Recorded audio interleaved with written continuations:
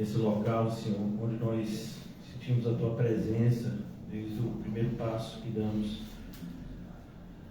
Nós te rendemos graça, Deus, pois temos aprendido, Senhor, a prática que sem Ti nada podemos, sem Ti nada somos.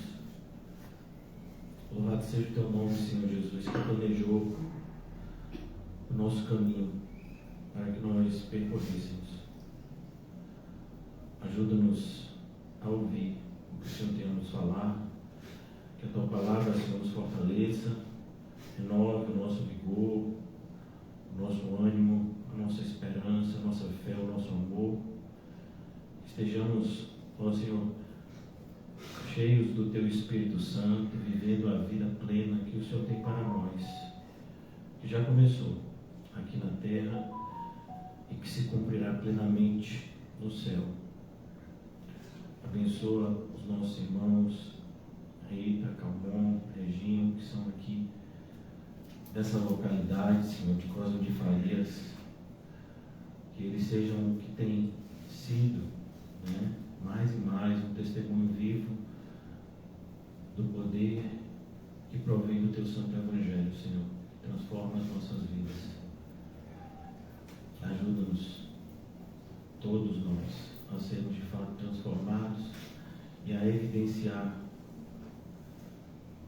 onde quer que o Senhor nos coloque, no trabalho, em casa, nos nossos afazeres, seja na rua, seja dentro do nosso lar, que haja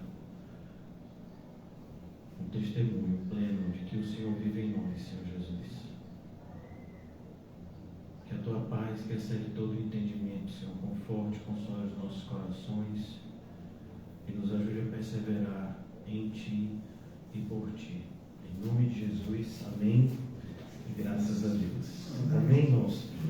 Hoje nós vamos falar sobre um assunto, tantos outros, mas esse em especial, que os irmãos evangélicos têm dificuldade de compreender, que é o poder de Deus.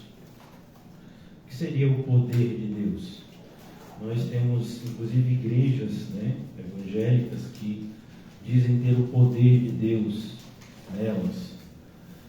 E quando nós paramos para estudar o capítulo 8 de Atos, como a gente tem feito aqui, do versículo 9 a 25, essa narrativa que fala de Simão o mágico, esse homem que era extremamente respeitado e valorizado em Samaria antes de Filipe chegar pregando o Evangelho, e ele era conhecido como o poder de Deus, chamado também de grande poder, como nós falamos ontem. E o que nós vamos perceber aqui é que nada mudou. Ainda hoje as pessoas vivem em busca desse poder. Seja dentro da igreja, seja fora da igreja, as pessoas vivem atrás de poder. Alguns buscam esse poder por meio de dinheiro e conhecimento intelectual. Outras pessoas buscam esse poder por conta de algum tipo de ritual místico. Mas, de fato, todo ser humano, dos mais novos aos mais velhos, se não forem alcançados pela graça de Deus, estarão em busca equivocadamente desse poder. E hoje eu queria mostrar para vocês que isso tudo começou no Éden. Por incrível que pareça, né, há uma conexão muito íntima entre essa passagem de Simão mágico e o que aconteceu no Jardim do Éden em relação ao pecado. Eu quero só fazer uma leitura aqui de Atos 8 e depois a gente vai falar um pouco do contexto disso relacionado ao episódio lá do Jardim do Éden. Aqui no versículo 14, nós paramos ontem, né? Justamente com a descida dos apóstolos Pedro e João a Samaria. Por que esses apóstolos vão lá? Porque eles vão ver o que está acontecendo. Os apóstolos são aqueles que estavam na liderança da igreja. Então, quando eles ouvem que a Samaria está crendo, que está havendo um avivamento, as pessoas estão se arrependendo e colocando a sua fé em Cristo Jesus, eles descem para presenciar esse feito. Jesus já havia dito que aconteceria isso em Samaria. Vocês vão pregar o Evangelho, vai começar aqui em Jerusalém, vocês vão também para Samaria. Então a igreja envia Pedro e João. Perceba que, mais uma vez, a gente olha e vê como o credo católico é cheio de falhas. Para o catolicismo romano, Pedro seria o primeiro papa, né? Aquele que teria algum tipo de autoridade especial sobre os demais apóstolos, mas a gente percebe nesse texto aqui que Pedro não tinha qualquer tipo de poder, muito pelo contrário, ele é enviado pelos apóstolos junto com João. Ouvindo os apóstolos que estavam em Jerusalém, que Samaria recebeu a palavra de Deus, Atos 8,14, enviaram-lhe Pedro e João. Perceba, eles são como os demais, não poderia ser diferente. Os quais, descendo para lá, oraram por eles para que recebessem o Espírito Santo. E por que se receber o Espírito Santo, se eles já haviam crido? E a ideia aqui é justamente mostrar que a igreja está nessa segunda etapa. Como houve a primeira etapa, o Pentecoste, o Espírito Santo veio para aqueles primeiros discípulos que eram todos judeus, entre aspas, puros, né? Aqui agora nós vamos ver judeus que são misturados, que são os samaritanos, que também são descendentes, né, de Abraão, Isaac e Jacó, mas como já expliquei para vocês, na época que o reino se dividiu, os samaritanos, eles começaram a se distanciar da fé propriamente dita e misturar com outro tipo de credo. Então, o samaritano, ele tinha uma fé misturada, mas também o evangelho chega para eles. A gente vai ver um episódio parecido quando a palavra vai chegar a Cornélio, que é o primeiro gentil propriamente dito.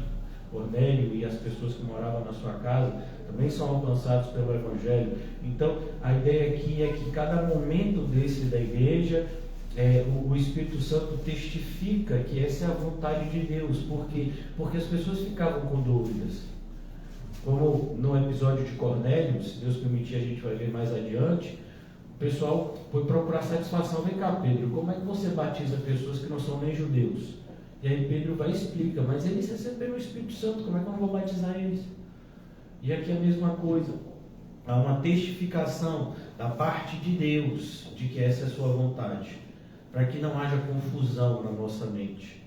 Então, aqui no versículo 16, porquanto não havia ainda descido sobre nenhum deles, mas somente haviam sido batizados em nome do Senhor Jesus. Então eles impunham as mãos e recebiam estes o Espírito Santo. E a ideia é que há também aqui algo muito parecido com o que aconteceu naquele primeiro momento. Acontece agora aqui em Samaria, não da mesma forma, porque eles já haviam sido evangelizados, mas a ideia é mostrar que é o mesmo Deus, o mesmo Espírito Santo, agindo da mesma forma, né? Vendo, porém, Simão que pelo fato de imporem os apóstolos as mãos era concedido o Espírito Santo, ofereceu-lhes dinheiro.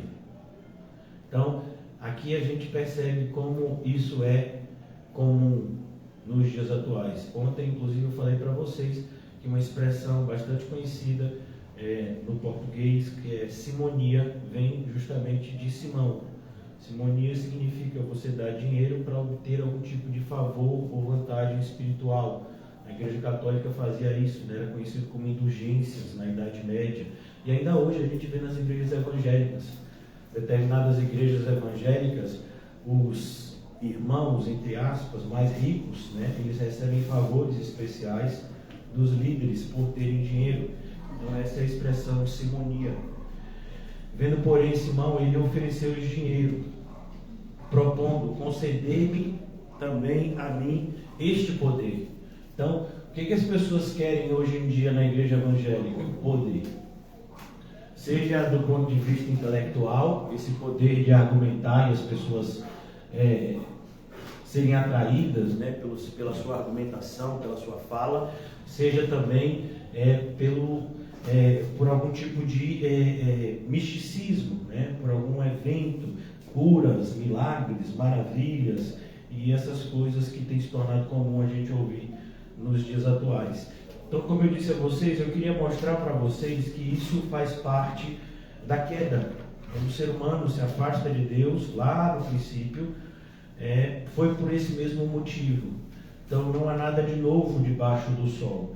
Vamos abrir rapidamente em Gênesis capítulo 3, logo no comecinho da Bíblia, Gênesis capítulo 3, e a gente vai ver justamente que é assim que Satanás tenta a Eva e consegue que ela rejeite o amor de Deus e abrace a rebeldia. Então, aqui no capítulo 3, mas a serpente, mais sagaz de todos os animais selváticos que o Senhor Deus tinha feito, disse à mulher: é assim que Deus disse: não comereis de toda árvore do jardim? Respondeu-lhe a mulher: do fruto da árvore do jardim podemos comer, mas do fruto da árvore que está no meio do jardim, disse Deus: dele não comereis, nem tocareis nele, para que não morrais. Então a serpente disse à mulher: é certo que não morrereis. É certo que não morrereis. E a gente vai ver que é assim que Satanás continua agindo dentro da igreja. Lá em Ananias e Safira, quem foi que encheu o coração de Ananias e Safira? Satanás. Quem é que está agindo aqui dentro de Simão? Satanás também. Então, o fato da gente estar na igreja, o fato da gente ter professado a fé com os nossos lábios, em absoluto significa que a gente é regenerado. É preciso que a gente se cobre, que a gente cobre de nós evidência. Quem deveria cobrar mais de nós deveríamos ser nós mesmos. Como eu tenho ensinado a vocês nos últimos encontros, devemos nos examinar mais. Devemos nos questionar mais acerca do nosso cristianismo e se de fato ele é comprovado ou ele é apenas um sentimento ou uma ideia que surge na nossa mente sem qualquer tipo de comprovação de que é real. Então aqui no capítulo 3, então a serpente disse à mulher: é certo que não morrereis, porque Deus sabe que no dia em que dele comerdes, se vos abrirão os olhos, e como Deus sereis conhecedores do bem e do mal. O que é isso aqui? Poder. O que Satanás está dizendo para Eva é: Eva, você pode ter tudo o que você tem sem Deus. Para que você quer um Deus que manda em você? Se você pode ter tudo sem Deus. Você pode ser, Eva, o seu próprio Deus. É isso que o homem quer. Você acha que o homem quer dinheiro? Porque ele não quer depender de Deus.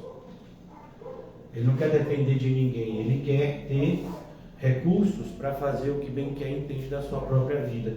Acho que esse microfone não gosta muito de mim, não. Ele fica falhando, né? Mas é isso, vamos ver. Então aqui ele diz: porque Deus sabe que no dia em que dele comerdes, se vos abrirão os olhos, e como Deus sereis conhecedores do bem e do mal. Qual é o propósito da gente conhecer o mal? Nenhum. E a gente vai ver que hoje em dia tem gente, principalmente aqui onde a gente mora, né, na Bahia, tem gente que acha que é bom o fato de você conhecer os demônios, por exemplo, né? Então, pessoas que são advindas do candomblé, eles chegam na igreja evangélica e eles dizem coisas como: a gente conhece o demônio X ou o demônio Y, e isso parece para essas pessoas que é algum tipo de vantagem. E essas pessoas buscam nessas igrejas, né, algum tipo de revelação. Mas, vejamos, eu não sei se vocês, né, tiveram algum tipo de passado no ocultismo. Eu já tive. Então você vai para um pai de santo, ou você vai para alguém que maneja, né, algum tipo de magia, e ele adivinha a sua vida. E ele vai dizer que você está passando por esse momento difícil porque alguém fez algum trabalho contra você. E aí, em contrapartida, você tem que fazer outra coisa para cancelar essa maldição que foi lançada em você. Então, tudo isso é um suposto poder no mundo espiritual. E aqui no começo é a mesma coisa. O que as pessoas querem é não precisar de nada e nem de ninguém. Mas isso nunca vai acontecer. Porque todos nós, mesmo os incrédulos, mesmo quem não acredita que Deus existe, quem se manifesta, né, como um defensor do ateísmo, ele depende de Deus para viver. Se Deus disser acabou, a vida daquele ateu acabou. Eu não acredito em Deus, é indiferente. Deus determina o princípio e o fim da vida de todos. Mesmo Satanás, que se coloca em rebeldia contra Deus, juntamente com os anjos que se rebelaram com ele, também depende de Deus para tudo. A gente vê isso no livro de Jó. O que é que eu posso fazer? O que é que eu posso fazer contra Jó? Só o que o Senhor mandar, só o que o Senhor autorizar. Então, aqui a serpente, ela vai dizer para a mulher que há uma vantagem em conhecer o bem e o mal. No nosso caso, como cristãos, nós devemos saber diferenciar o bem e o mal. Por quê? Porque nós, antes de termos o Espírito Santo, não conhecíamos o bem, é o contrário. A gente só conhecia o mal, porque a gente nasceu mortos em delitos e pecados. Então, quando recebemos o Espírito Santo do Senhor, agora temos a aptidão de conhecer o bem também e de saber diferenciar o bem do mal. E não sermos mais guiados pelo que vemos, mas pelo que cremos. Porque muitos caminhos aos nossos olhos são bons, mas são caminhos de morte. A necessidade hoje de saber diferenciar o bem do mal é totalmente diferente do que está escrito aqui no Éden. Porque eles só conheciam o bem. Não havia necessidade de conhecer o mal. Agora não. Agora a gente só conhece o mal. E precisamos muito da graça de Deus para conhecermos o bem. Mas a serpente vai além. Versículo 6. Vendo a mulher que a árvore era boa para se comer, agradável aos olhos. Olha, a árvore era o quê? Boa para se comer. Então, quando você tem poder, o que você faz com o poder? Vamos tomar como exemplo os políticos que hoje estão no poder. O que eles fazem? O que bem querem e entendem. Não há limites. Então, a gente vai ver o exemplo lá da Rússia, que tem um presidente há 20 anos, né, o Putin. Ele quis entrar em guerra com a Ucrânia, ele entrou. E aí? E aí não tem nada, aí ele entrou. Então, é isso que o poder faz. A pessoa se coloca acima do bem e do mal. Ela acha que pode fazer o que quer e que não vai dar em nada, porque ela tem poder. A gente viu isso também nos grandes impérios, né? Os impérios que a gente vê aqui na Bíblia, assírios, medo-persas, gregos e finalmente o Império Romano. Então, a mesma coisa, quando as pessoas olham para o poder, o que é que elas veem? Primeira coisa, é bom para se comer. E a ideia de bom para se comer, a gente que estudou recentemente, né, o episódio da mulher samaritana, lá no capítulo 4 de João, lembram-se do que os apóstolos falaram para Jesus? O senhor está com fome? E Jesus disse, uma comida eu tenho que vocês não conhecem. Qual é? Fazer a vontade do Pai que está no céu. Essa comida é boa. Mas para o homem natural, isso é ruim. Para o homem natural, o que é bom? A própria satisfação. Pegando o episódio da mulher samaritana, o que é que ela queria? Esse mesmo poder de Eva. Lembram do que Jesus falou para ela? Olha, você está dizendo dessa água aí, que você vai jogar um balde, vai pegar essa água, vai me dar. Pois é, a água que eu te oferecer, você não vai precisar mais buscar balde. Pelo contrário, vão jorrar rios de águas vivas de você. Me dá dessa água para que eu não mais tenha que vir aqui buscar água. Então, é para isso que as pessoas querem poder. A ideia de poder é viver uma vida de conforto, viver uma vida de deleites, viver uma vida onde eu faça o que eu quero, do jeito que eu quero, da forma que eu quero, sem dar satisfação para ninguém. Mas isso é um atributo de Deus, o homem não tem esse atributo. O homem pode até pensar que tem, mas ele não tem. Existe algo sempre para mostrar que o homem não tem: a morte. O mais poderoso dos homens teve a morte no seu filho. E o pior é o que veio depois. Eles vão ter que comparecer diante do Senhor para prestar conta daquilo que receberam em vida. Eles vão ter que prestar conta. Mas parece que o ser humano não aprende, e não aprende mesmo. Ainda todos hoje vivem atrás de poder. Então, qual é a necessidade de um pastor usar a influência para se tornar deputado, senador, vereador? Eu quero ajudar pessoas. E você precisa se tornar um ente político para ajudar alguém? Então, as pessoas querem o quê? Poder. Continua. Dentro da igreja evangélica, o que é que as pessoas querem? Então, cuidado. Porque muitas pessoas se rebelam contra o pastor porque elas querem poder. Elas não aceitam o fato de Deus ter separado pessoas para a liderança. Elas querem ser os seus próprios líderes, apesar de não terem atributos para isso, porque Deus não deu. Então aqui no versículo 5 ainda, olhe, a árvore é boa para se comer, versículo 6, agradável aos olhos. O poder parece para nós que é o que? Agradável aos olhos. Qual de nós, pensaria, no dia que eu tiver mais poder, eu me tornarei uma pessoa perversa? Você pensa isso de você mesmo? Ou você imagina? Vamos imaginar uma coisa simples, Você trabalha em um determinado lugar e lá no lugar que você trabalha, você tem, nível 1, 2, 3, 4, 5, então você tem lá o nível de coordenador geral. E de repente você chega àquele nível de coordenador geral. Você acha que você vai ser a mesma pessoa que você era quando você entrou? Por que não? Deveria ser. Você deveria ser mais humilde ainda, porque você começou lá. Mas a tendência humana é o contrário.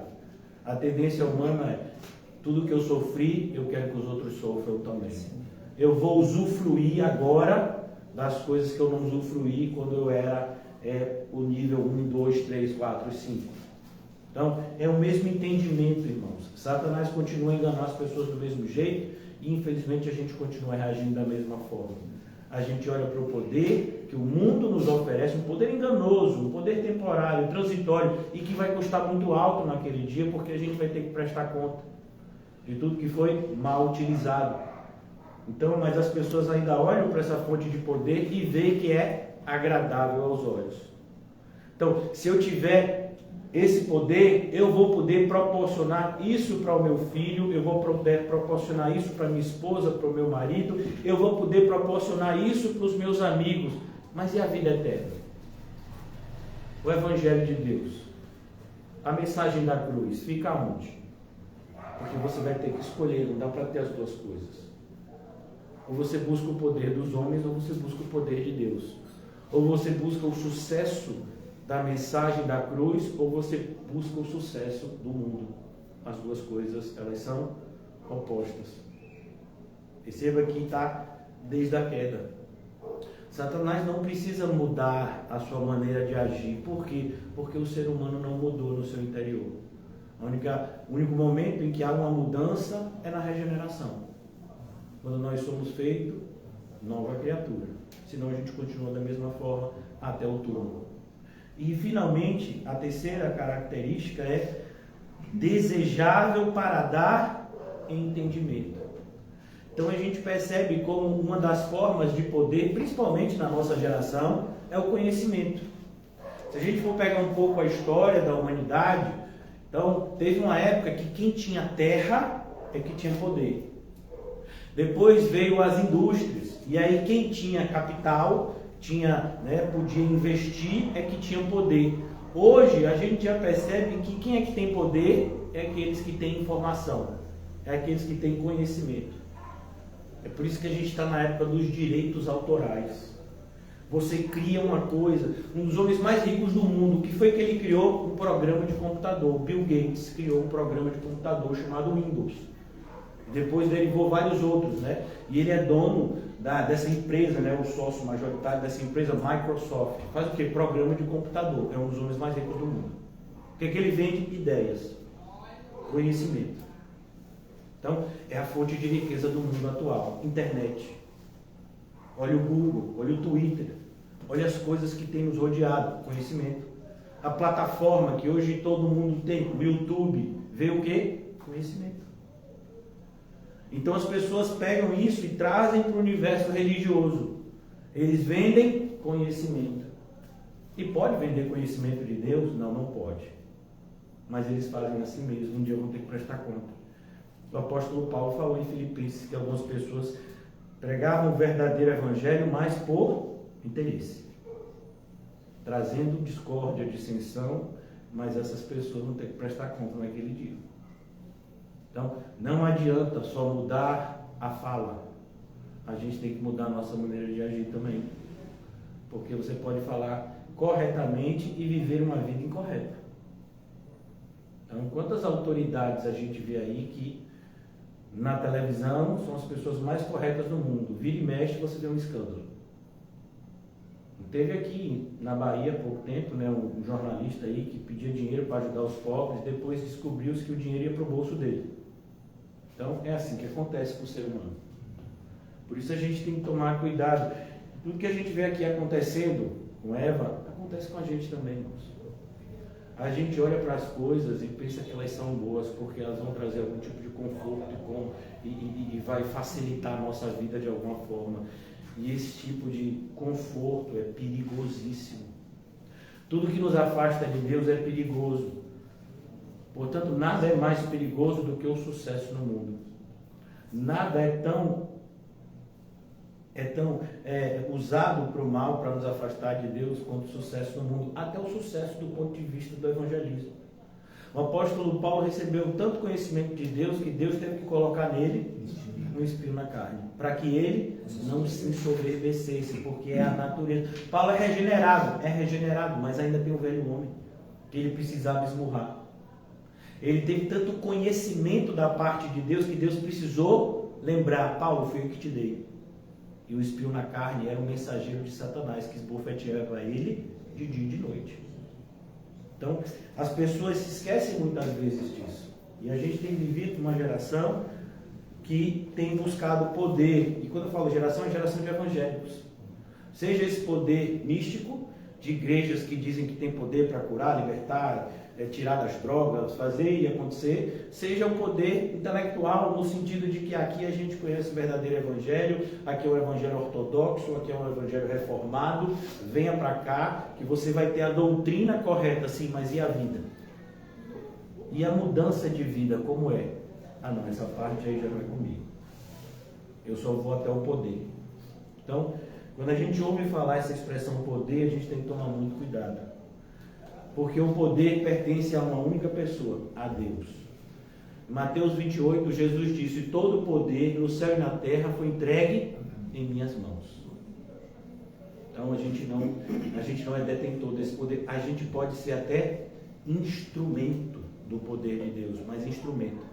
Você já imaginou o bisturi começar a se vangloriar por ser bisturi? O médico está lá fazendo a cirurgia e o bisturi, né?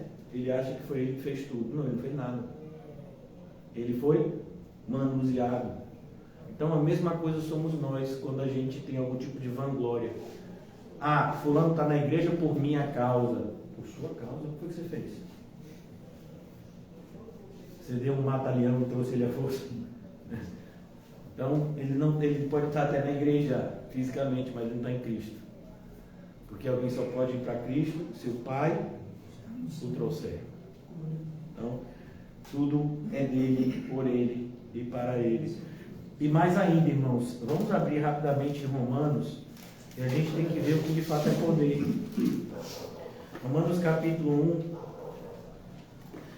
1. O apóstolo Paulo, ele inicia a carta aos Romanos, e olha que coisa interessante. O apóstolo Paulo, quando escreve essa carta, ele ainda não havia ido a Roma como cristão, né? Ainda não tinha ido visitar a igreja que estava lá em Roma, e ele escreve com o desejo de visitar esses irmãos, e visitando esses irmãos, ser enviado por esses mesmos irmãos a outros lugares que o evangelho ainda não tinha sido pregado. Então ele escreve assim, versículo 8 do capítulo 1: primeiramente dou graças a Deus mediante Jesus Cristo no tocante a todos vós, porque em todo o mundo é proclamada a vossa fé. Olha o que é que a gente tem que comemorar: a fé. A gente não comemora números. A gente não diz: olha que maravilha, nós temos 1 milhão de seguidores. Está dizendo alguma coisa? Você tem 1 milhão. Imagine se a gente tivesse 1 milhão de verdadeiros crentes aqui no Brasil. Você acha que o Brasil estava como está? 1 milhão de verdadeiros crentes. Verdadeiros crentes. Você acha que o mundo estava como está? Quase 120 crentes colocaram o mundo de cabeça para baixo. Imagine 1 milhão de verdadeiros crentes. Então, o poder está aí, de você ser feito parecido com Cristo. E há um engano muito grande no arraial evangélico dos nossos dias. No tocante a todos vós, porque em todo mundo é proclamada a vossa fé, porque Deus, o Deus a quem sirvo, olha que coisa, Paulo diz, porque Deus a quem sirvo, em meu espírito, no evangelho de seu Filho, é minha testemunha. Olha que coisa bonita. O Deus a quem sirvo. Por quê? Porque a pessoa pode estar na igreja evangélica e o Deus dela ser o próprio ventre. Filipenses diz isso. Os inimigos da cruz de Cristo. É minha testemunha, como incessantemente faço menção de vós em todas as minhas orações, suplicando que, em algum tempo, pela vontade de Deus, se me ofereça boa ocasião de visitar-vos, porque muito desejo ver-vos, a fim de repartir convosco algum dom espiritual. Olha como é a igreja. O apóstolo Paulo fala de completude, um completa o outro. Não tem ninguém autossuficiente na igreja. Nós nos relacionamos e nos completamos como um corpo. Coração é importante? Muito importante. Mas o coração funciona sem o pulmão? Não. E se der algum problema no rim? Morre. E o pâncreas? Morre também. E se der problema no estômago? Morre também. Por quê? Porque todos os órgãos eles são interdependentes uns dos outros. Então, essa é a analogia. Nós somos o corpo de Cristo. Não tem uma parte mais importante ou uma parte menos importante. Nós é que fazemos esse tipo de divisão errada. Por quê? Porque a gente quer poder. Poder para quê? Para dominar. Não, e esse tipo de poder não é o que Deus dá para a gente. Aqui ele diz, versículo 16, versículo 12, perdão, isto é, para que em vossa companhia reciprocamente nos confortemos por intermédio da fé mútua, a fé mútua, a fé que é comum a todos, vossa e minha. Porque não quero, irmãos, que ignoreis que muitas vezes me propus de ter convosco, no que tenho sido até agora impedido. Percebe que o cristão não tem poder para fazer o que quer? Quantas vezes eu já disse para os irmãos que estão ali, Roquinho, Lanusa e a irmãzinha Jace, que eu quero pregar em Pernambués. Mas não é o que eu quero. Eu tenho vontade de pregar em Itapuã já há quanto tempo, Matheus? Mas não é o que eu quero. É Deus. Por enquanto Deus quer que a gente fique aqui. Deus quer que a gente fique no alto das pompas. A gente está aqui. Mas a gente tem vontade de ir em outros lugares e a gente tem orado por isso. E a gente acredita que Deus vai dar ocasião para a gente pregar em outros lugares, para outras pessoas conhecerem o Evangelho e serem salvas como nós fomos também alcançados. Mas não é a nossa força, o poder não é nosso. Às vezes a pessoa olha e diz assim, mas esse pastor é tão acomodado, porque se fosse outro já tinha ido lá. Mas como é que a gente vai se Deus não mandou? Não, mas é só chegar e ir. Mas e como? Você faz assim no seu trabalho? Você faz assim, vai. Vou pegar um exemplo aqui, o irmão Paulinho. Será que ele enterra na hora que ele quer? Ou tem um protocolo que ele tem que seguir?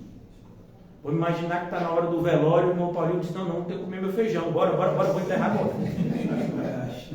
No outro dia, demissão. Então, se a gente tem que receber a ordem no nosso ambiente de trabalho secular, imagine no ambiente espiritual.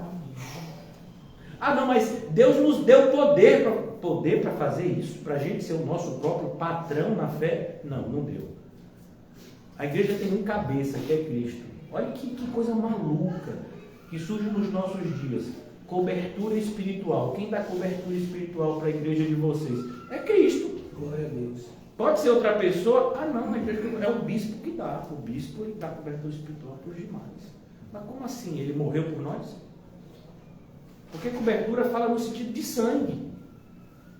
A cobertura faz referência à antiga aliança, que a arca era aspergida com sangue anualmente, mas aquele sangue era uma prefiguração de Cristo que viria. Então, como alguém pode dizer que dá cobertura espiritual a outro? Hoje a gente vê em determinadas igrejas um ministério de oração. São aquelas pessoas mais espirituais que ficam orando e que por causa da oração delas as coisas acontecem. Você vê isso em Atos? Você vê ministério de oração em alguma igreja? Não, oração é a obrigação de todos. Todos nós devemos orar uns pelos outros. Não tem um grupo que ora e os outros oram se der. Não, não existe isso. É uma obrigação de todos. Mas a gente gosta de departamentalizar, né, as coisas. Não, não existe isso.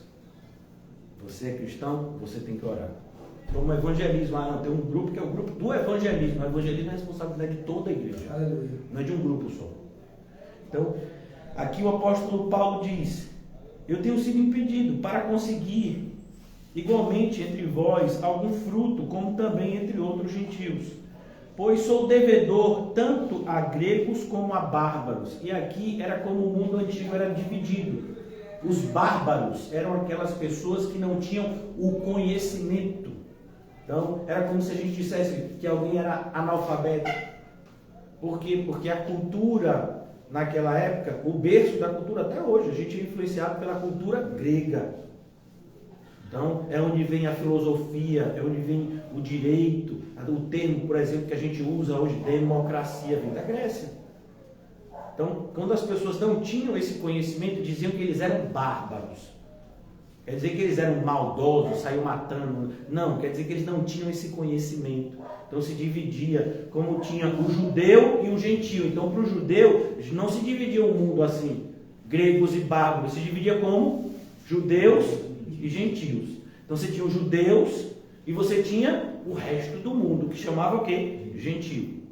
Então aqui, Paulo já está falando nesse segundo momento da igreja, onde o Império Romano é que dominava o mundo conhecido e se dividia de que forma? Gregos e bárbaros. Então, aqui ele diz, tanto sábios como ignorantes, pessoas que não tinham acesso à cultura, ao conhecimento. Por isso, quanto está em mim, estou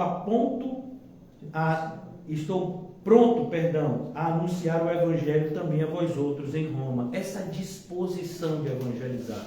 É por isso que quando se fala da armadura de Deus, o evangelho não está na boca.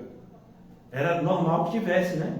Não, o evangelho está nos pés. A sandália da preparação do evangelho da paz.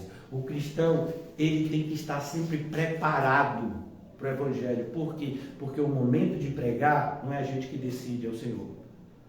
Como é que o apóstolo Paulo nos ensinava a orar? Que o Senhor nos abra a porta à palavra. Então a gente tem que estar pronto. A qualquer momento o Senhor pode abrir uma porta e a gente vai pregar o evangelho. Seja para uma pessoa, seja para 10.000 pessoas, é uma porta que o Senhor abre. Então aqui, agora chegando no versículo que eu queria falar para vocês. Pois não me envergonho do evangelho. Por que Paulo não tem vergonha do evangelho? Olha, irmãos, até hoje as pessoas têm vergonha do evangelho. Tem não, pastor? Tem. Por que você acha que a maioria dos lugares não prega a mensagem da cruz se ela está na Bíblia? Porque eles têm vergonha. Como é que uma pessoa vai lotar um estádio de futebol e dizer, vocês todos são pecadores miseráveis? Você acha que fica alguém? Fica alguém? O estádio está cheio. Todo mundo lá. Todo mundo aqui é pecador miserável, precisa se arrepender. Se não se arrepender, vai para o inferno. Você acha que vai ficar mais alguém? Depois dessa primeira frase. Mas se você disser, vocês que estão aqui, Jesus vai dar chuva de bênçãos para você. Quem é que vai embora? Vai ter chuva de bênção. Não, eu fico aqui até o último toque. Porque eu quero ser abençoado. Eu quero sair daqui e tudo dá certo na minha vida. Então, a pessoa que lê a Bíblia e fala isso para uma multidão, ele está com vergonha de dizer, Cristo morreu na cruz porque somos pecadores. E a gente às vezes se envergonha também. A gente às vezes está do lado de uma pessoa que tem uma intelectualidade, que tem um poder aquisitivo, a gente, não vou falar nada. Depois a pessoa ainda vai sair dizendo coisa de mim. Uma coisa, irmãos, é você falar e a pessoa escarnecer, você não fala mais. Mas outra coisa é você ter medo de falar, não pode. Ah, pastor, mas diz que não dê pérolas aos porcos e nem as coisas santas aos cães. É verdade, mas isso só depois da primeira pregação. Antes da primeira pregação não tem porco, não tem cão. Todo mundo é criatura. E foi o que Jesus disse, pega o evangelho a toda criatura. Mas se eles agirem como porcos ou cães, aí a gente não prega mais. Sacode a poeira dos pés, vai para outro lugar. Mas antes, é todo mundo criatura e nós somos devedores do evangelho para essas pessoas. Você conhece o evangelho? Então você é devedor de quem não conhece. Então, às vezes quando eu falo para os irmãos, olha irmão, eu estou aqui, mas eu não sei até que dia. Que absurdo! Que insegurança para os irmãos. Mas vem cá, você já não conhece o Evangelho? Irmãos, vocês acham que algum de vocês que estão aqui, desde a Helena, pequenininha ali, ó, até o mais velho que sou eu, que tem 88 anos, completados ontem.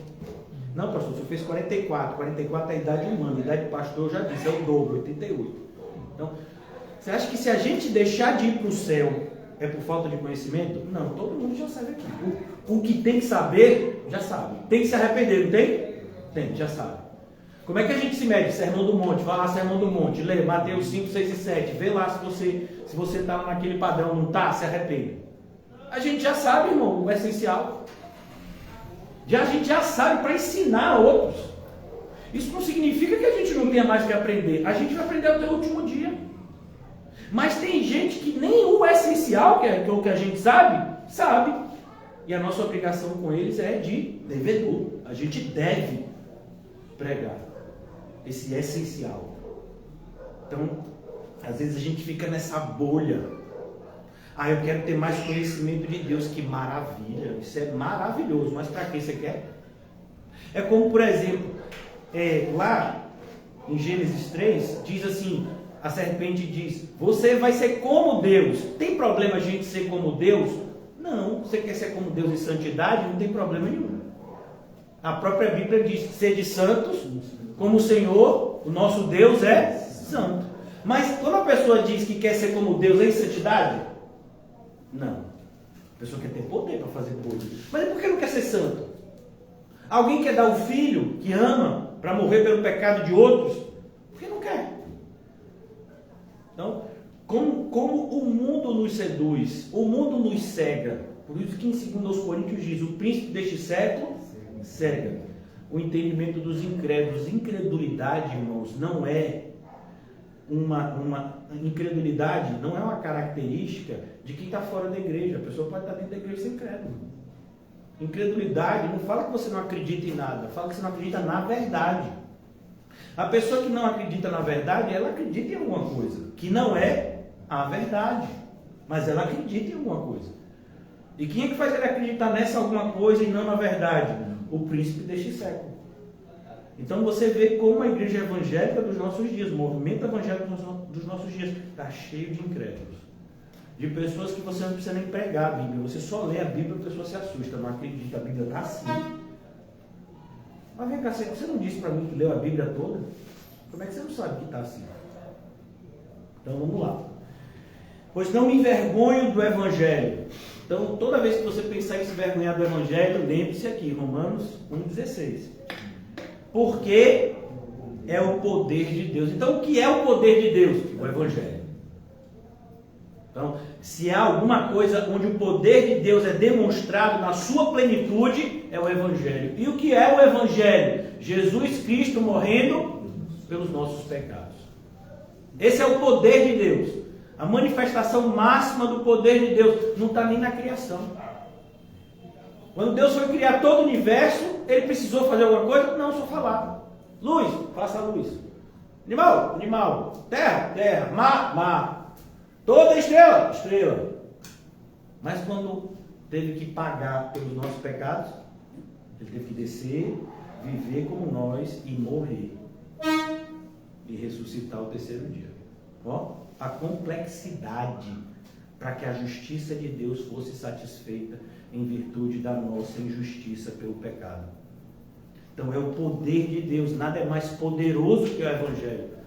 Então quando a gente vê essas igrejas que dizem que tem o poder de Deus porque alguém é curado, ô irmão, há poucos anos atrás, não tem muitos anos não, uma das pessoas mais conhecidas no mundo era um brasileiro chamado João de Deus.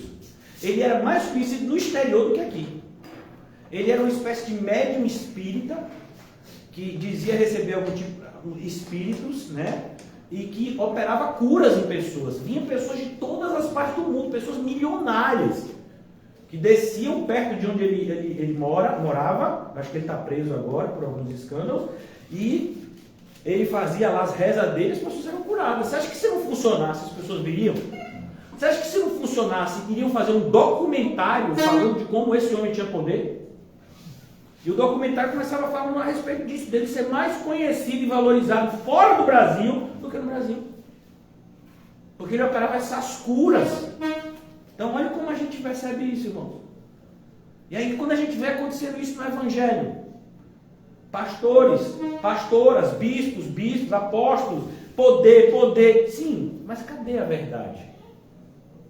Por quê? Cura, milagre, sem a verdade é engano. Pastor, mas a cura é verdadeira, mas é engano. Por quê? Porque por meio daquela cura a pessoa se afastou da verdade e vai para o inferno. Vamos imaginar que uma pessoa tem câncer terminal.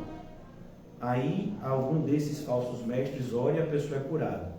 A pessoa tem 40 anos, câncer terminal. Aí ela é curada. Aí vive até os 90 anos. E acontece o quê? Morre. E aí, 50 anos a mais. O que vai contabilizar isso no inferno? Você teve 50 anos a mais, sim, mas no inferno. Inferno agora toda a eternidade. E agora? Por isso que a gente, quando lê 2 Tessalonicenses, a gente tem que entender o que está escrito lá. Vamos lá rapidamente?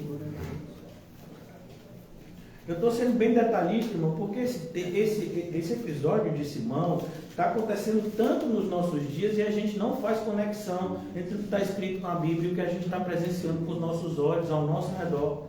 2 Tessalonicenses capítulo 2.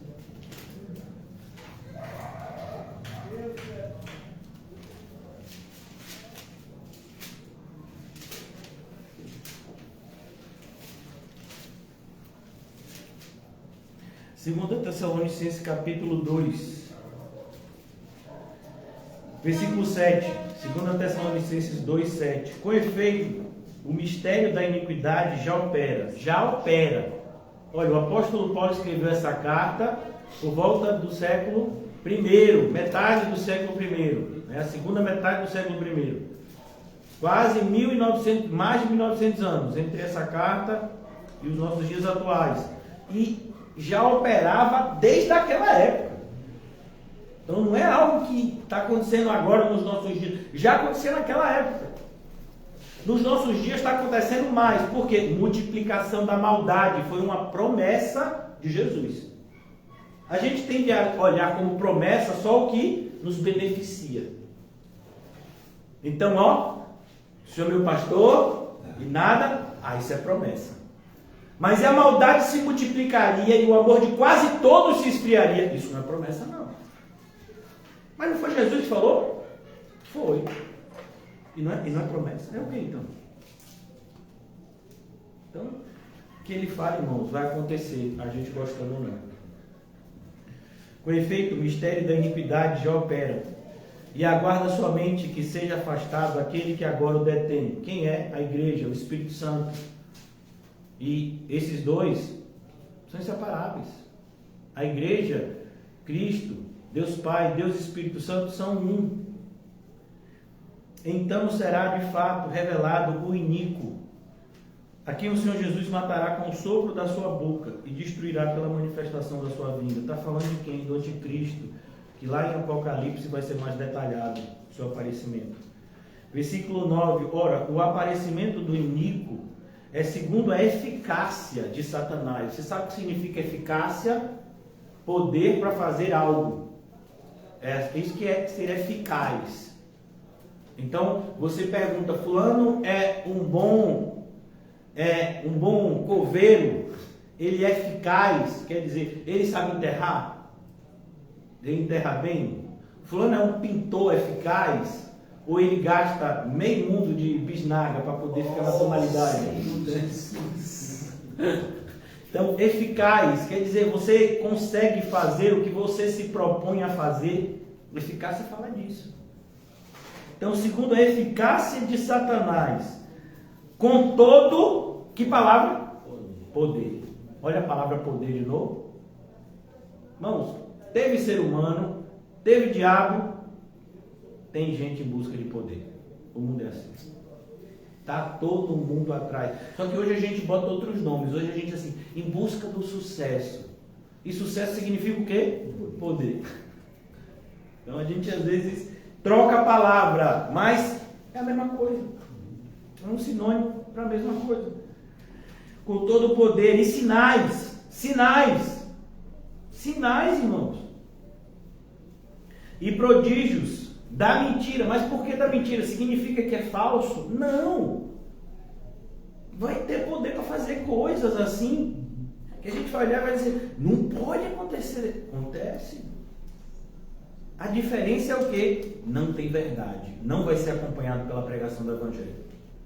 Não vai ser acompanhado pela glória que tem que ser dada a Cristo, porque dele, por ele, para ele. Pelo contrário, essas pessoas avocam o poder para si. A gente tem um exemplo aqui no nosso país, né, que é muito visível, né?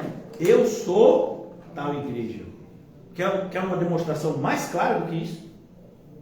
Então, você já não atribui mais a transformação, a suposta transformação para melhor da vida de uma pessoa que entrou em uma determinada instituição religiosa pelo poder de Deus. Não, o poder está na própria instituição religiosa. Não é mais Deus, não é mais Cristo, é a própria instituição religiosa que dá poder para a sua vida melhorar. Os testemunhos são feitos sempre em torno disso, da figura humana ou de uma instituição humana. Então, nada de novo. Se a gente estivesse lendo a Bíblia, estudando, a gente veria e identificaria e se precaveria. Ora, o aparecimento do iníquo é segundo a eficácia de Satanás, com todo o poder, sinais e prodígios da mentira, e com todo o engano de injustiça aos que perecem, porque não acolheram o amor da verdade. Não existe manifestação maior do amor do que falar a verdade para alguém. Parece contraditório, né? Você olhar para alguém e dizer, raça de víboras, o que é isso? Amor. Eu estou dizendo o quê? Você é inimigo de Deus e você precisa consertar isso quanto antes. É isso que é raça de víboras. É manifestação de amor. Mas a gente não acha que isso é amor. A gente acha que amor é assim, ó. Ó. Aqui, ó. A pessoa está lá em pecado. Vou orar por você, viu? Para tudo que você fizer, mesmo contra a vontade de Deus, dê certo. Aleluia, glória a Deus. Amém? Como assim? Eu entendi. Como é que você pode orar para uma pessoa ter paz longe de Cristo? Que paz é essa que você está anunciando? Jesus disse, eu vos dou a minha paz. A paz que é diferente da que o mundo oferece. A gente deveria falar da mesma forma. Então essa é a manifestação de amor. Falar a verdade para alguém. Mostrar o quanto essa pessoa está se desviando do propósito de Deus. Se é um irmão ou uma irmã nossa na igreja. Como foi que aconteceu com aquele jovem que estava se relacionando com a mulher do pai? Olha, você está nas mãos de Satanás. Você acha que você está na igreja, que Cristo é que é o seu Senhor? Não, Cristo não é seu Senhor, não. Se fosse, você não estava vivendo desse jeito. Você está nas mãos de Satanás. Dentro ou fora da igreja, não importa se o corpo está aqui, sua alma não está. Então, ser sincero com essas pessoas é demonstração de amor. Só que pra gente virou o quê? Demonstração de raiva. Ih, rapaz, o pastor está revoltado. Você viu como ele pregou? Não, mas isso é amor. Se eu chegar aqui dizendo, irmãos, vocês são os anjos. Deus está ansioso pela entrada de vocês no céu, porque nunca houve uma geração tão boa como a de vocês. Pense nos crentes que faz João Batista ficar no chulé, são vocês. O céu não merece vocês. Aleluia! Mas você viu aquela pregação? Eu senti de Deus. O pastor falou aquilo, eu vi que era para mim. Eu tenho essa comunhão com o Pai. Eu e o Pai somos um. Aleluia. A gente gosta desse tipo de informação falsa. Então, olha, que ele vai dizer mais. Não acolheram o amor da verdade para serem salvos. Sem verdade há salvação? Não há. Pode ter o milagre que for. Pode chover ouro? Pode. Pastor, mas está chovendo ouro, pastor. Pastor, as pessoas estão chegando lá, perto de morrer, e sai todo mundo saltando. Não está dizendo nada. Tem alguma pessoa desse que está saltando, que está vivendo segundo a vontade de Cristo? Que você vê o fruto do Espírito na vida dessas pessoas? Não, pastor, aí a gente não vê não. A gente vê as pessoas saindo de lá para pecar, para fazer coisas assim assustadoras. Mas a gente sabe que a pessoa foi curada, porque eu conheci, a pessoa era doente. Mas a questão é que foi curada de quê?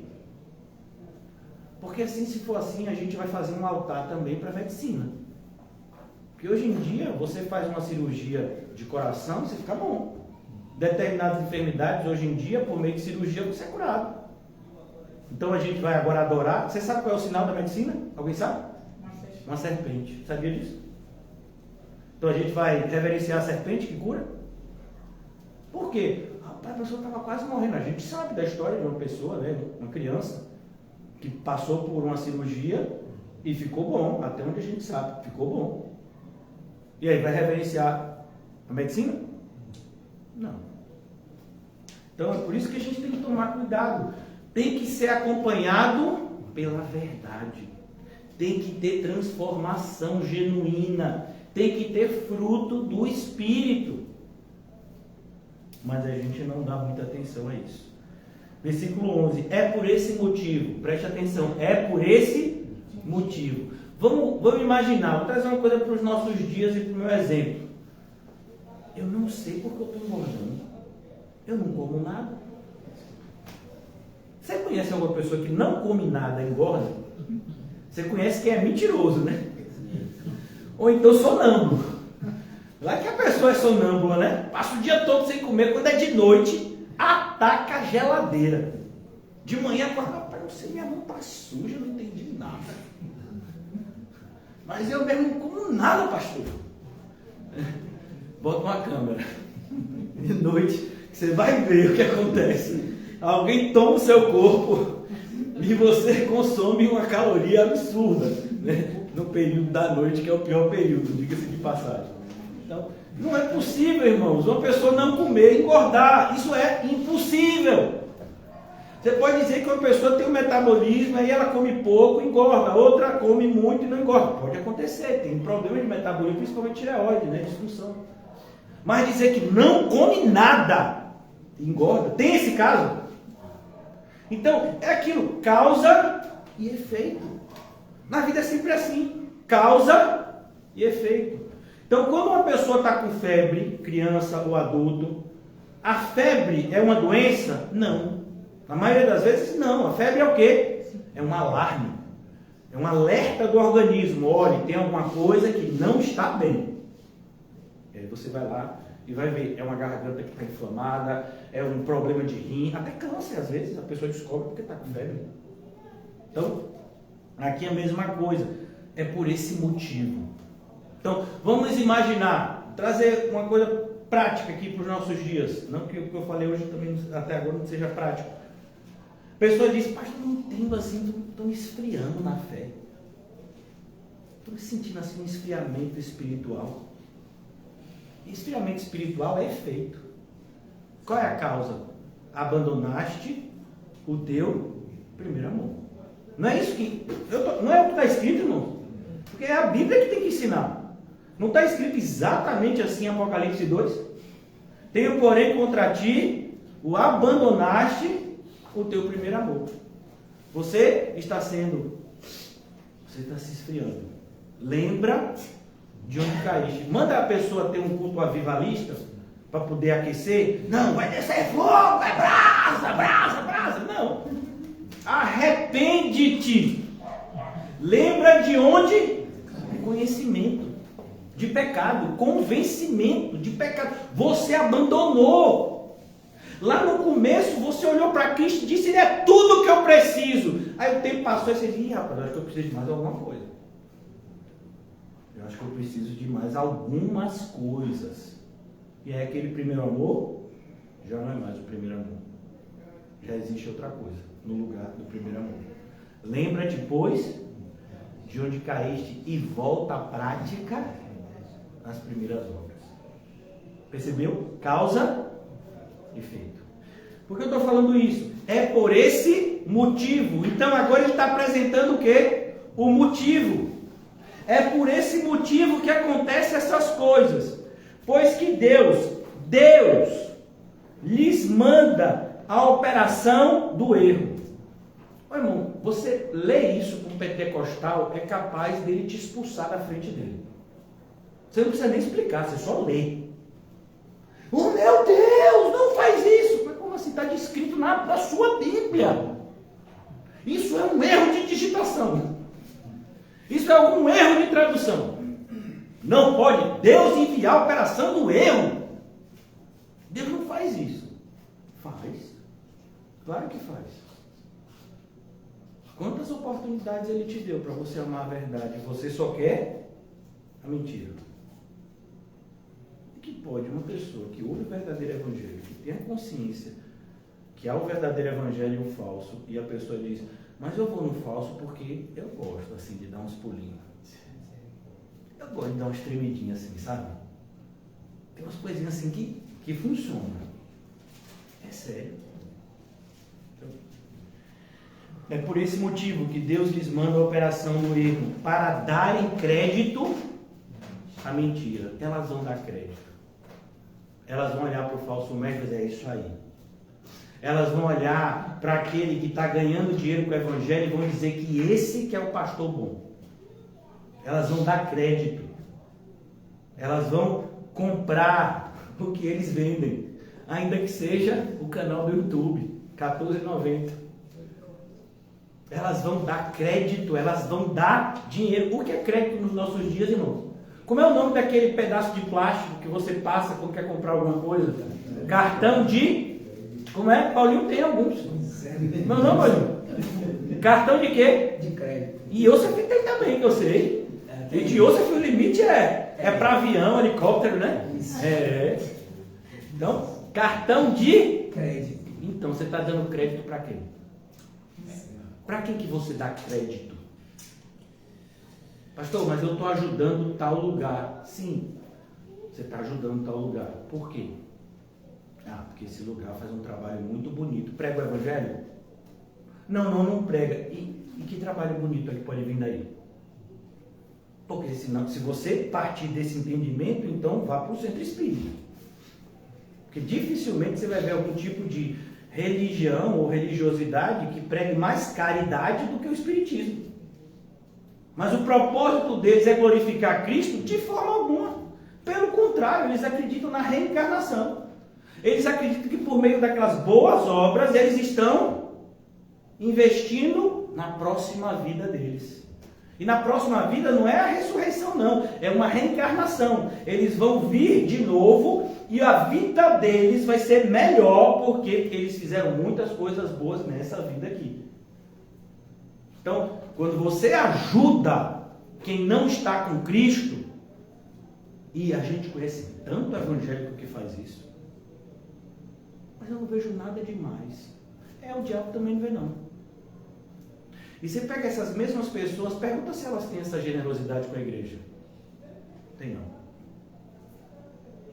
Nenhuma. Por quê? Porque vive por vista, não vive por fé. Sabe? Eu gosto de dar dinheiro para tal associação de caridade, porque eu vejo lá como cuida das criancinhas. Como cuida... É mesmo? E estão indo para onde essas pessoas que são cuidadas? Elas são salvas? Quem está trabalhando lá é salvo? Está produzindo algum benefício eterno na vida dessas pessoas? E por que a gente está ajudando? E por que a gente não tem essa mesma dedicação com o verdadeiro evangelho? Porque o espírito do erro não deixa. Perceba que o engano, irmãos, às vezes a ficha demora para cair. Satanás não tem compromisso com um engano. Ele é o engano. E pode ser do ateísmo ao formalismo religioso. É o engano. Pode ser a pessoa mais egoísta do mundo, a pessoa mais altruísta do mundo. Aquele que se dá pelos outros. Dá um exemplo, um médico que vai se inscreve para ir na Cruz Vermelha ou instituições parecidas, né? Tem outra também, Médicos Sem Fronteiras. Você sabia que essas duas instituições, as pessoas que participam, elas têm que declarar que elas não vão pregar para poder fazer parte do corpo lá de voluntários? A própria Cruz Vermelha, que foi fundada por cristãos. Mas justamente hoje ela diz, olha, aqui a gente não se envolve na religião de ninguém. Nosso propósito é ajudar as pessoas que precisam de ajuda. E eu estou falando porque eu estudei. E essas informações estão disponíveis na internet, no site deles mesmos. A informação é deles. Então a pessoa vai lá, Médicos Sem Fronteiras, vou ajudar um monte de gente que está lá nesses países morrendo. Sim. O que você está fazendo, irmãos, é a mesma coisa que instrumentos fazem com pessoas que estão com falência de órgãos. Você já viu? Você sabia que às vezes a pessoa está com falência múltipla de órgãos. O que é que acontece? Aí a pessoa só respira por causa do respirador. O coração parou de bombear o sangue, então tem que ser uma máquina que leva o sangue. Aí o que é que faz? Chama os parentes e diz, morreu, a gente vai desligar as máquinas, você pode se despedir do seu ente querido. Funciona assim. Então o que você está fazendo é o quê? Você está dando uma sobrevida ao morto, já está morto. E é isso que o Evangelho diz que a gente tem que fazer? Não, o Evangelho é o poder de Deus para a salvação de todo aquele que nele crê. E Satanás quer que a gente pense que caridade desprovida de Cristo é caridade. Não, não é caridade. É egoísmo querendo aplausos. A pessoa que vai para esses lugares, o que é que ela quer? Aplausos. Por mais que ela diga que não quer, ela quer aplausos. Ainda que não seja dos outros, quer de si mesmo. Se olhar no espelho e dizer, como eu sou uma pessoa altruísta, eu sou melhor que os crentes. Eu vou lá e ajudo, eu boto a mão na massa. Sim, e Cristo está onde na sua vida? Não acredita em Jesus, porque se Jesus existisse, essas pessoas não estariam sofrendo desse jeito. Por que não? Se ele sofreu mais até. Você nunca vai encontrar um ser humano que sofreu mais do que Cristo, nunca. Nenhum ser humano sofreu como Cristo. O ódio, a ira de Deus, derramada de uma única vez. Nunca ninguém experimentou, nem nada parecido. Mas se Cristo fosse uma pessoa boa, jamais permitiria que acontecesse. Por que não? É o que isso? Fruto do pecado. Isso tem nada a ver com livre-arbítrio. Isso tem a ver com o pecado lá de Adão e Eva. E o ser humano multiplicando maldade. Cada geração mais perversa do que a anterior. Cada geração mais perversa do que a anterior. É assim que está acontecendo. E a Bíblia disse que era assim que aconteceria. E a gente acha que a gente pode mudar isso. Há alguns anos atrás eu era criança. Os irmãos da live, né? Eu era criança quando cantores famosos no mundo inteiro se uniram em prol da África. E fizeram um hino, acho que foi We Are the World, alguma coisa assim, né? Nós somos o mundo. Vocês sabiam que para cada 10... Isso foi uma ONG que fazia contabilidade, que para cada... bilhões de dólares foram arrecadados. Bilhões. E depois foi feita uma espécie, né, de auditoria. Para cada 10 dólares enviado, só chegava ao destinatário final um. Então o que era aquilo? Só teatro. Mesma coisa hoje, meu. É só para tirar foto. Lembra quando começou a guerra da Ucrânia? Teve uns parlamentares aqui do Brasil que foram para lá e ainda foram dizer coisa das mulheres ucranianas. Que coisa baixa. Foi fazer o que lá? Tirar foto para ver se conseguia voto para a próxima eleição. Mas aí um áudio dele foi vazado e descobriu o que foi que ele foi fazer lá. É isso que é o ser humano. Não é, essa pessoa foi descoberta. Mas os outros estão fazendo a mesma coisa e não são descobertos. Mas o sentimento é o mesmo. E a gente tem que tomar cuidado porque no nosso coração há maldade para fazer muito mais. Se a gente não vigiar, se a gente não orar, se a gente não estiver alerta, o que vai acontecer com a gente é isso aqui. A gente vai dar crédito à mentira. A gente vai ver a mentira e vai dar crédito, o pastor está errado. O pastor fica dizendo para a gente renunciar, abraçar a cruz, seguir a Jesus, tem nada a ver isso. Como é que a gente vai viver isso? Não pode, a gente tem que ganhar dinheiro. A gente tem responsabilidade no mundo. É mesmo? Se a gente tem responsabilidade com o mundo, imagine a nossa responsabilidade com a eternidade. Qual é a maior? Então, o engano está aí, mais perto do que a gente imagina. Quando a gente lê em 1 Pedro 5,8, Satanás vive ao derredor. A gente sempre pensa no filme de terror, né? A gente sempre pensa, né, em exorcista. Não, irmão, é um engano. E o engano pode vir disfarçado de anjo de luz. O engano pode vir disfarçado de uma ideia maravilhosa que chegou em Ló, por exemplo. Ló, eu tenho uma proposta para você que você não sabe. Tem um lugar, você não vai precisar pagar nada. Você cria gado, né? Pois é. Sodoma e Gomorra. As terras estão baratinhas. Você vai conseguir uma terra boa, vai criar seus gados, vai ser benção pura. Foi isso que aconteceu com a vida de Ló? Por que você acha que Ló foi para lá? Ele viu. E o coração dele se encheu de engano. Depois a gente viu quanto custou isso para Ló. Então, é preciso que a gente tome cuidado, irmãos. As nossas escolhas, e quando a gente fala as nossas escolhas, a gente tem que pensar assim, em escolhas como casamento. Não, irmãos, é as nossas escolhas diárias. Ir ao culto ou não. Orar ou não. Ler a Bíblia ou não. Não, eu vou contar só essa mentira, mas ninguém vai saber.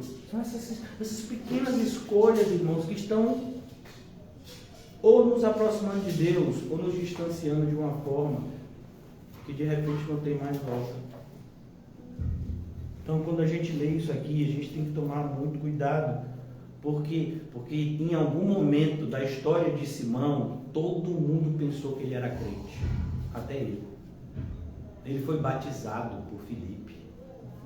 Ele andava com Filipe para cima e para baixo, lá em Samaria. Mas teve uma hora que ele disse, rapaz, esse negócio é muito bonito na teoria, mas na prática, como é que eu posso viver desse jeito e deixar toda a vantagem material que eu tinha antes de lado? Não tem não, eu quero o poder para mim.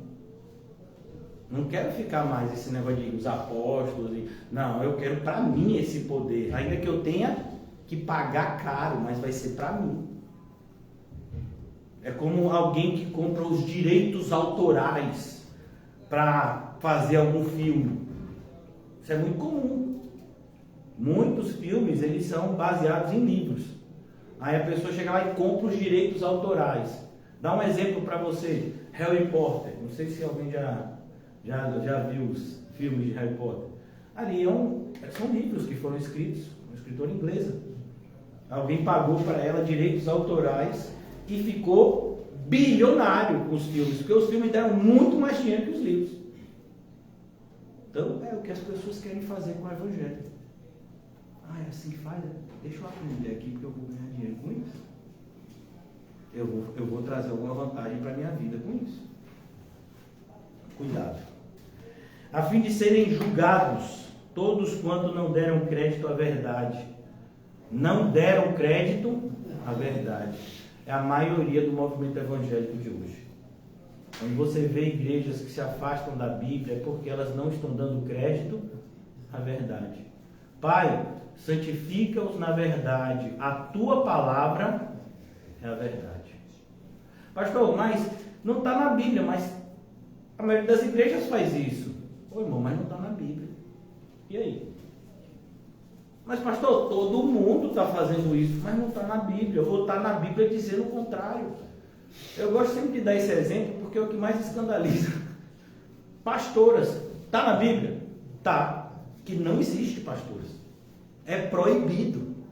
Não é nem para dizer, não tem nenhum exemplo de pastora, então está em aberto. Não está em aberto, está fechado. Não pode. Eu não permito que a mulher tenha autoridade na igreja que foi dada somente para o gênero masculino. Não pode. Aí vem a nossa geração e pode. E ainda diz que a igreja que quer fazer de acordo com o que está na Bíblia é o quê? Machismo. Que absurdo. Direitos iguais. Por que não pode? Então, é a nossa geração. Não importa o que a Bíblia diz, o que importa é o quê? É o que a sociedade aprova. Mas como assim? A sociedade aprova, e desde quando que a sociedade aprova importa pra gente? Não vos conformeis com este século. O que a sociedade diz que é certo ou errado, pra gente é diferente. Se for igual da Bíblia, ótimo. Se for diferente da Bíblia, não quero nem saber. Não foi assim que os apóstolos disseram? Importa-nos antes obedecer a Deus, depois aos homens. Tem autoridade humana, a gente obedece. Mas se ela mandar fazer alguma coisa ou deixar de fazer alguma coisa que Deus mandou, a gente obedece? Não. Então cuidado. Vão ser julgados que não deram crédito à verdade, pelo contrário, deleitaram-se com a injustiça. Eu vou só até aqui, se Deus permitir, amanhã a gente continua, se estivermos vivos. Mas você já pensou nisso, irmãos? Eu queria antes, os irmãos vão louvar aqui e o microfone vai funcionar, porque em Paulinho funciona. Foi feito para ele. A gente tem dado crédito a quem? Quem a gente tem dado crédito no nosso coração e na nossa mente? Eu acho interessante, irmãos, a gente está vivendo uma geração que, assim, para o bem e para o mal, a gente recebe uma avalanche de informações. Dificilmente você vai conversar com uma pessoa que não sabe que glúten faz mal à saúde. Pastor, glúten faz mal à saúde. Aí você pergunta, você sabe o que é glúten? Não sei, mas ele faz mal à saúde. A gente é da geração, quando você vai no supermercado, você compra um produto, ele está mais barato do que o outro. Por quê? Porque o mais barato tem aquele Tzinho. A gente pensa que o Tzinho é coisa boa, né? Não, quer dizer que é transgênico. Quer dizer que aquele produto foi adulterado geneticamente. Um milho que foi adulterado, um arroz que foi adulterado, um feijão que na sua plantação teve algum tipo de adulteração para que multiplicasse a colheita. Então tem aquele Tzinho de transgênico. Tem muito isso naqueles salgadinhos, né? Que as crianças gostam. Aquele Tzinho de transgênico. Então você sabe que aquele Tzinho é ruim. Então a gente tem uma avalanche de informações, mas na maioria das vezes a gente não dá atenção. A gente só tem a informação. O que eu estou dizendo? Todos os evangélicos sabem, todos sabem. Se não souberem, é porque nem podem se considerar evangélicos. Existe inferno. Existe. E as pessoas vão para lá. Mas e por que essas pessoas não se preocupam se elas estão indo para lá? Porque para elas isso não é importante. Por que eu vou pensar nisso agora? Eu tenho coisa para fazer amanhã. Tem? Como você sabe que o amanhã vai existir para você? Quem tem garantia para amanhã aqui? Eu não tenho. Eu falei esses dias para minhas filhas, que hoje em dia já não estão mais na fé, né? Como foram ensinadas desde pequeno.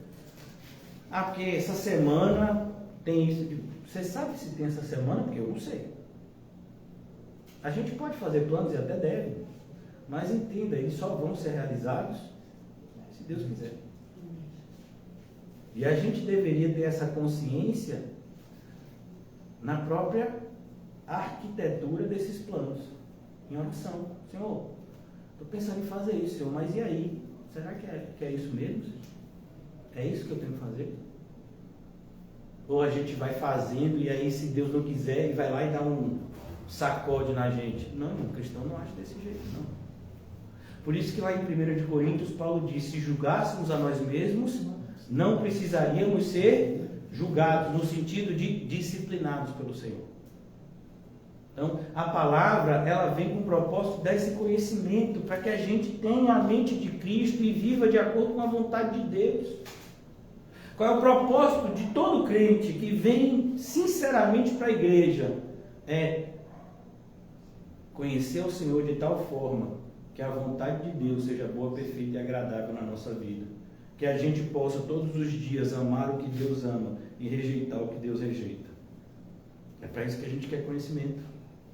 Para que a gente conheça o que é que Deus ama, e aí a gente vai amar também. O que é que Deus rejeita, e a gente vai rejeitar também. É isso que o conhecimento bíblico faz na vida do verdadeiro cristão. Por isso que as pessoas não dão crédito à verdade, irmãos. E a gente tem que ter essa consciência, principalmente na hora da gente se examinar. Para quem a gente tem dado crédito? Será que a gente, mais uma vez vou usar esse exemplo só para concluir, será que a gente tem se preocupado mais com o nosso corpo físico do que com o nosso corpo espiritual? Por quê? Porque o nosso corpo físico vai ser enterrado. No momento que o nosso corpo físico estiver sendo enterrado, a nossa alma já vai estar julgada. Daqui que velório, que o IML libere, ou que receba o atestado de óbito, a alma já está no juízo há muito tempo. O homem morreu, sucede juízo. Piscou o olho, juízo. E agora? Céu e inferno. Na hora que enterrou, ou já está no céu, já está no inferno. Ainda que enterrou no mesmo dia, ou céu e inferno já há horas. No momento que fechou o olho, céu e inferno. E pode ser a qualquer momento. A gente não tem nenhuma garantia de permanência aqui nessa terra. Quem faz a gente permanecer aqui nessa terra é Deus. Então, como é que ele vai destruir Satanás? Esse ser que tem algum poder, né? Muito poder comparado com a gente, mas comparado com Deus, nenhum. O sopro da sua boca. Ele vai fazer isso com Satanás, acabou a vida dele. Então a gente tem que tomar cuidado. O verdadeiro poder está à nossa disposição. E muitas vezes a gente tem rejeitado. Como uma criança que às vezes olha um diamante. Imagine um diamante do tamanho de um punho.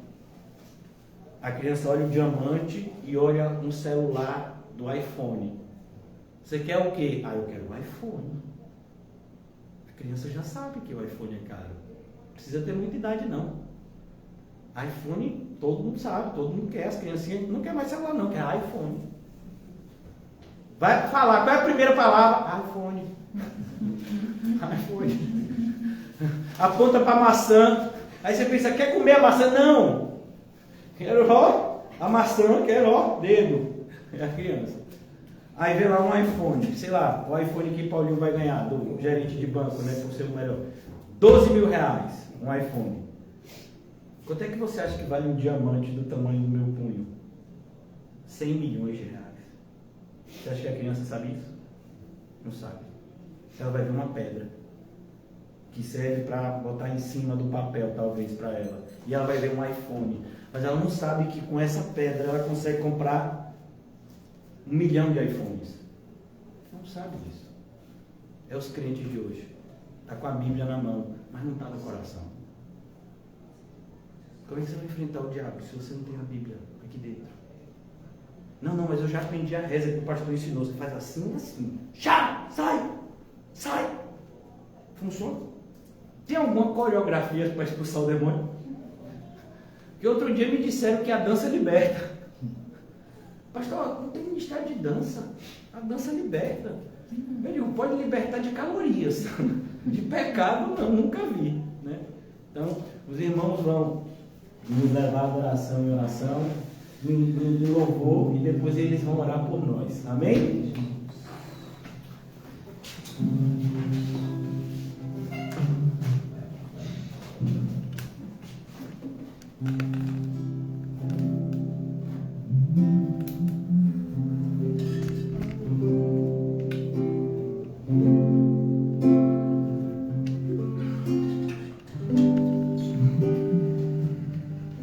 No início a palavra é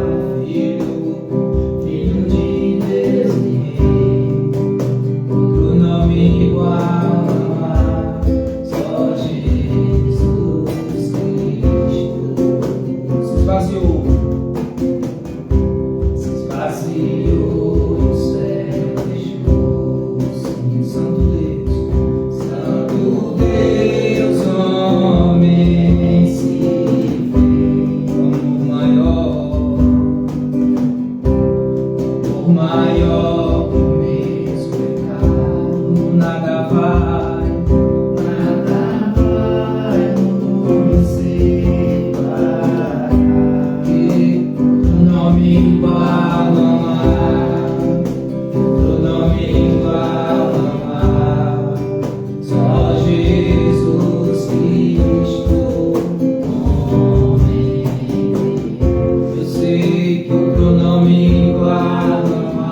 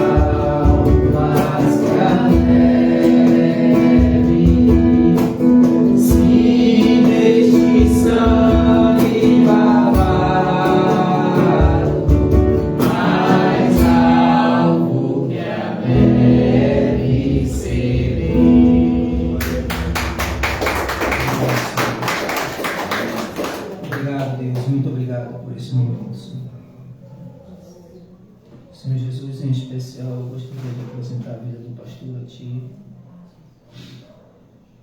Que nós, Senhor, como igreja, viemos aproveitar todos os nossos encontros, mas não só ouvindo, guardar a Tua palavra e praticá-la todos os dias. Ó Senhor Jesus, sabemos, Senhor, que tudo que é mais dado, mais vai ser cobrado. E todos nós, Senhor, que estamos juntos como igreja, que estamos ouvindo a Tua palavra, vamos ser cobrados, Senhor. Ó Senhor Jesus, que o Senhor tire de nós, Senhor, todo engano, tudo que não venha Te agradar, Senhor. Que a gente venha, Senhor, como está na Tua palavra, meditar na Tua palavra de dia e de noite e guardar na tábua do nosso coração. O Senhor sabe, Senhor, cada um que aqui está e aqueles que estão nos ouvindo. Eu Te apresento, Senhor, a nossa congregação. Que o Senhor, Pai, verdadeiramente, Senhor, ajude todos nós como igreja a levar a sério, Senhor, o Evangelho. Porque, Senhor, como o pastor falou aqui, sendo usado por Ti, Senhor, vai chegar o dia de nossa morte. Eu trabalho com isso, Senhor. Todos os dias, Senhor, eu vejo isso. E a maioria das vezes eu passo despercebido, mas eu tenho a certeza que um dia vai chegar, não só o meu, o dia de toda a humanidade e de meus irmãos. E sabemos que basta o ser humano morrer uma só vez.